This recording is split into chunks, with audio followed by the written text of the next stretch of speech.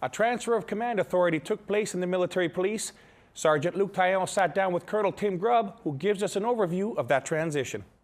Effectivement, j'ai eu la chance de m'entretenir avec le colonel Tim Grubb sur la passation de commandement qui a pris place au sein de la police militaire.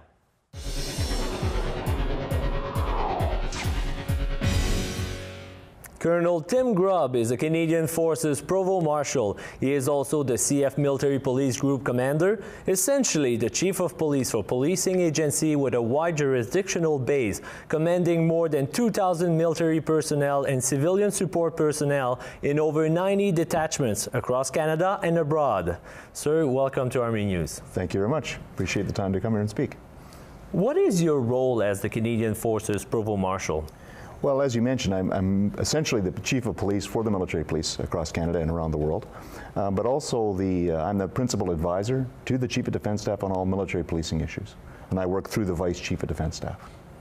Can you tell us why a transfer of command authority is taking place? Well, what we're looking at and doing is to strengthen the military justice system, to ensure that even the optics of independence, that the organization is in fact truly independent. There's going to be a change in that authority, in that accountability, to ensure that the military police are in fact commanded by the military police. Is this restructuring in part a reaction involving military police independence? Well, not at all. Really what we're looking at is, as I mentioned, is to strengthen the system. The system has always had checks and balances, and this is just to ensure that some of the past recommendations with regards to independence of military police are indeed followed. What does this transfer change for the MP on patrol? But really, for the average patrolman, it'll mean nothing in the sense that they continue to work for their same supervisors. Where we'll probably see a little bit more of a change is at the more senior level within the organization. So what it will change for the commander then?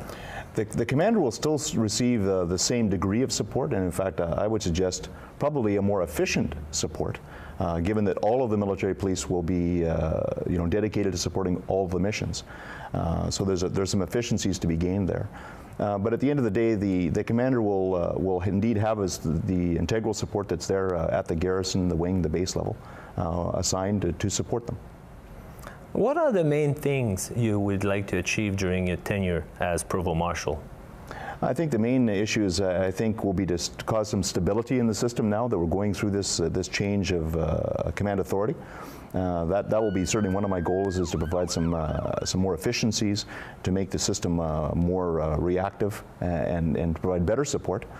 But in the bigger picture as well, one of my future initiatives is to improve the situation with regards to my reserve force personnel. And we have a large number of them, over 500 military police reservists. And our goal is to try to integrate, if you will, their training into a better fashion with the regular force training, to ensure that the training is a lot more similar, that the military police who are working in the reserve force are trained in a similar fashion to the regular force members. What impact will the restructuring have on military operation? I think it'll actually have a positive effect on military operations, in that we'll have a force generation model that will allow more military police to participate in Canadian Forces operations wherever they may be, and more flexibility in that regardless of where they're employed, they'll be able to provide support to their local commander. Regardless of whether they're in the Army, the Navy, the Air Force, or Special Forces, or wherever they may reside, they can be expected to provide support to the local commanders on relatively short notice. How many MP does the CF have right now, and do we need any more? We have over 2,000 members, but obviously as the Canadian Forces Provost Marshal, I'd always like to have more military police, because we're very multi-purpose. And I always joke that military police doesn't stand just for military police, it also means multi-purpose, because we can be assigned for many different tasks, and we're very flexible in that regard. And obviously at the end of the day, I would always like to have more, because with those resources, we can just do a better job of supporting the Canadian Forces.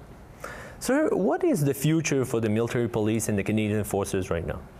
I think the military police have got a very bright future. I see a fundamental shift that has occurred over the last 10 years, where we've moved from a police service primarily focused on policing the force, providing that police service to the force, to an organization that does that, as well as providing police services to the force.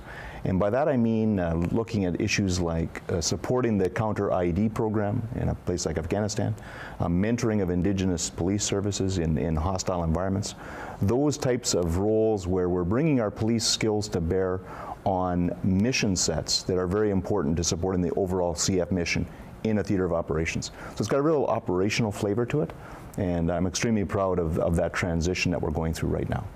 Colonel Tim Grubb, we wish you all the best as the Canadian Forces Provost Marshal. Oh, thank you very much. Thank you very much.